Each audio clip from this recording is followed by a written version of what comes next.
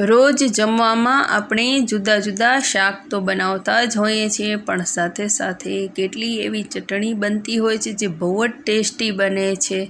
આજે હું એવી ચટણીની રેસીપી લઈને આવી છું। Hello everyone, welcome to my home kitchen. આજે આપણે ટમેટાની ચટણી બનાવશું।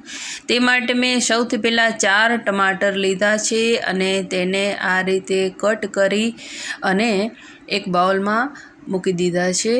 હવે તેમાં થોડું પાણી અને ચપટી મીઠું એડ કરી અને આ ટમાટરને બોઇલ કરવા મૂકી દેવા। ગેસ ઓન કરી ટમાટરને બોઇલ થવા મૂકી દઈએ। આ ટમાટરને બોઇલ થતાં આશરે 5 થી 7 મિનિટ જેટલો સમય લાગે છે। ગેસની ફ્લેમ લો ટુ મીડિયમ જ રાખવાની છે। જરૂર જણાય તો ટમાટરને આ રીતે થોડા ઉપર નીચે કરી દેવું, જેથી બધા ટમાટર સારી રીતે બોઇલ થઈ જાય। ટમાટરની સ્કિન આ રીતે અલગ પડે છે, એટલે કે હવે ટમાટર સારી રીતે બોઇલ થઈ ગયા છે। તો ગેસ ઓફ કરી દઈએ અને પેનને નીચે ઉતારી લઈએ।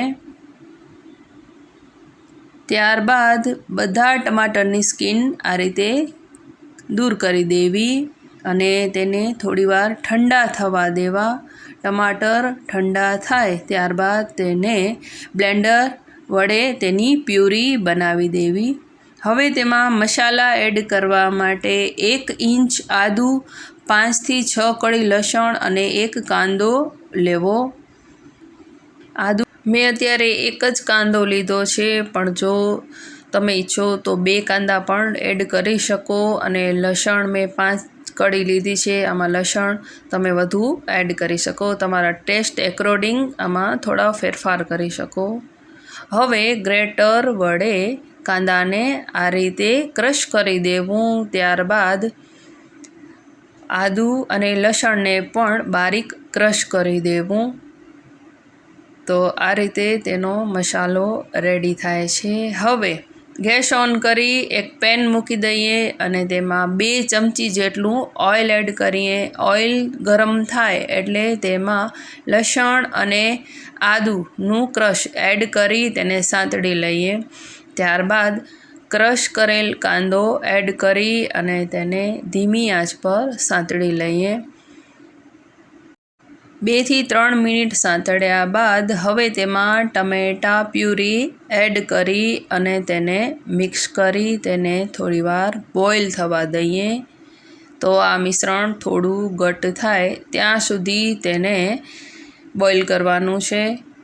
હવે આ મિશ્રણ થોડું ઘટ્ટ થઈ ગયું છે, તો તેમાં મસાલા એડ કરીએ। 1/4 ટીસ્પૂન હળદર પાવડર, 1/2 ટીસ્પૂન લાલ મરચું પાવડર અને મીઠું સ્વાદ મુજબ એડ કરી તેને મિક્સ કરી દઈએ।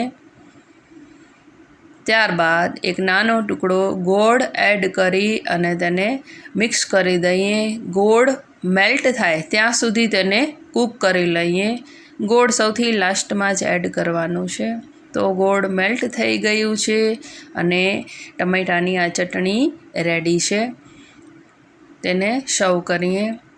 ટમેટાની આ ચટણી બહુ જ ટેસ્ટી બને છે।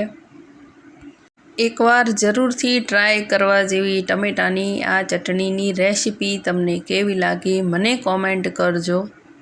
વિડીયો પસંદ પડ્યો હોય તો લાઈક કરજો, શેર કરજો। ફરી મળીશું એક નવા વિડીયો સાથે, ત્યાં સુધી બાય બાય।